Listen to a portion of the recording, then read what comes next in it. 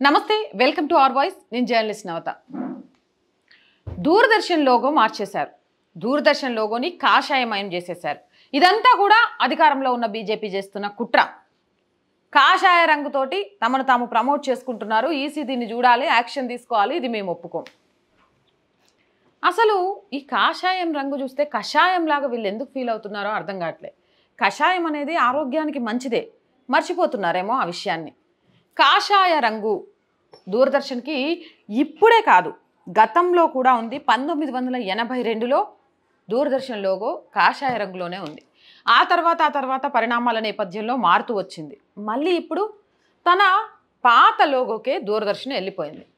అసలు దూరదర్శన్ లోగోతోటి ఈరోజు ఇంత రాజ్యాంతం చేసే ప్రతిపక్షాలు గుర్తుపెట్టుకోవాల్సింది ఏంటి అంటే, తమ పేర్లతోటే పథకాలను అమలు చేస్తున్నారు. రాజీవ్ ఆరోగ్యశ్రీ, ఇందిరాగాంధీ ఇండ్లు, లేకపోతే ఇంకొకరు ఏమంటారు వైఎస్ఆర్ అమ్మఒడి చేస్తున్న ప్రతి ఒక్కరు అంటే తమ పేర్లతోటి ప్రజల సొమ్మును, ప్రజల ట్యాక్స్ రూపంలో కట్టిన సొమ్మును ప్రజలకు అందిస్తూ తమ రాజకీయ పార్టీ నేతల పేర్లను పెట్టుకొని ఆ పథకాలు ఇస్తామంటూ పదే పదే గుర్తు చేస్తూ ప్రలోభాలకు గురి చేసినట్టు కాదు. కానీ ఈరోజు దూరదర్శన్ లోగో కాషాయమయంగా మారిపోవడంతో చాలా గగ్గోలు పెట్టేస్తున్నారు. వీళ్ళకి అసలు కాషాయం యొక్క ప్రాముఖ్యత తెలుసా?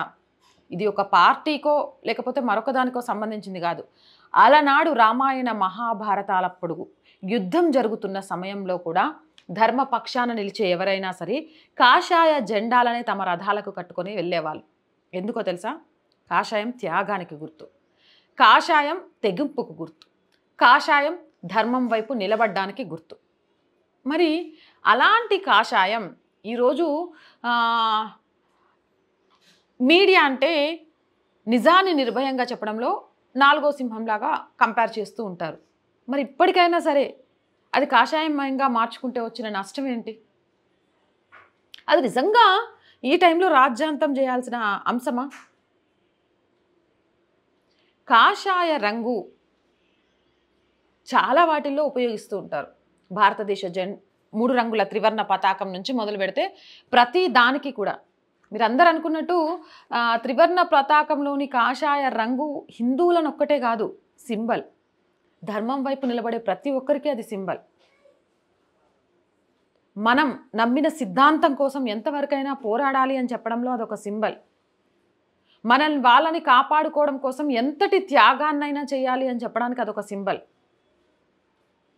అలాంటి కాషాయ రంగు మీద ఈరోజు ఇంత కర్కశంగా అంత పెద్ద గోల చేయడం వెనుక ఆంతర్యం ఏంటో ఎవరికీ అర్థం కావట్లేదు. అదే ఒక దూరదర్శన్ లోగో విషయంలో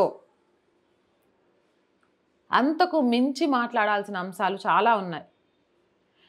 రేపు మా పార్టీ అధికారంలోకి వస్తే పేదలందరికీ ఇందిరమ్మ ఇల్లు దక్కుతాయి. ఇందిరాగాంధీ ఆస్తులతో ఇస్తున్న ఇల్లా? కాదు కదా. ప్రజలు ట్యాక్సుల రూపంలో కడుతున్న సొమ్ముతోటి తిరిగిస్తున్న ఇండ్లే. మరి ఇందిరమ్మ ఇండ్లు అని పదే పదే ఇందిరమ్మను తలవడం ద్వారా, ఆవిడ తలవడం నేను తప్పు అని చెప్పట్లేదు, తలవచ్చు. కానీ ఇందిరమ్మ పేరును పదే పదే గుర్తు చేయడం ద్వారా పథకాల రూపంలో ప్రజలు ఏమర్థం చేసుకుంటారు? కాషాయ లోగో మారితేనే ఏదో ఉద్దేశం చేసుకుంటారు ప్రజలు. అమ్మో దాంతో మాకు చాలా నష్టం జరుగుతుందని బాధపడే వాళ్ళని అడుగుతున్న ప్రశ్న. రాజీవ్ ఆరోగ్యశ్రీ 780 కోట్లకు పైగా బకాయిలతో ఇప్పుడు సరిగ్గా అది అమలు అవ్వట్లేదు, అది వేరే విషయం. రాజీవ్ ఆరోగ్యశ్రీ యొక్క పైసల్ని వెంచేస్తాం ఎవరి పేరు గుర్తు చేస్తూ ప్రజలను ఎటువైపు ప్రలోభ పెడుతున్నారు? అసలు అయినా ప్రభుత్వ పథకాలకు పార్టీ నాయకుల పేర్లు ఎందుకు? ఏ పార్టీ అధికారంలో ఉంటే ఆ పార్టీ నాయకుల పేర్లు ఎందుకు పెడతారు? అవసరం ఏముంది? అది ఆ పార్టీ సొమ్ముతోనో లేకపోతే ఆ పార్టీ నాయకుల సొమ్ముతోనో ప్రజలకు అందించేది కాదు కదా.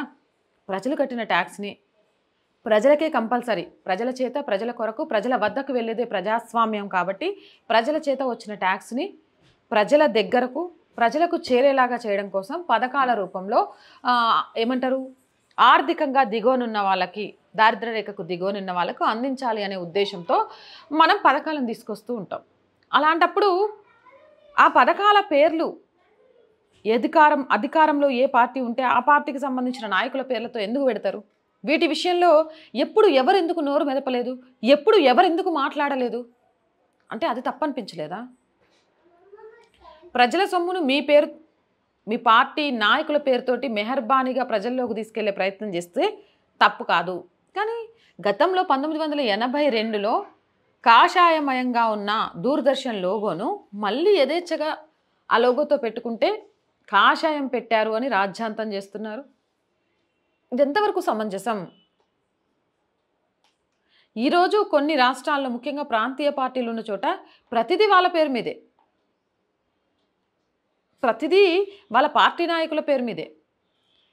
జగనన్న అమ్మఒడి, వైఎస్ఆర్సీ ఏమంటారు కేసీఆర్ ఆ పథకం, లేకపోతే ఇందిరాగాంధీ ఈ పథకం, రాజీవ్ గాంధీ ఆ పథకం.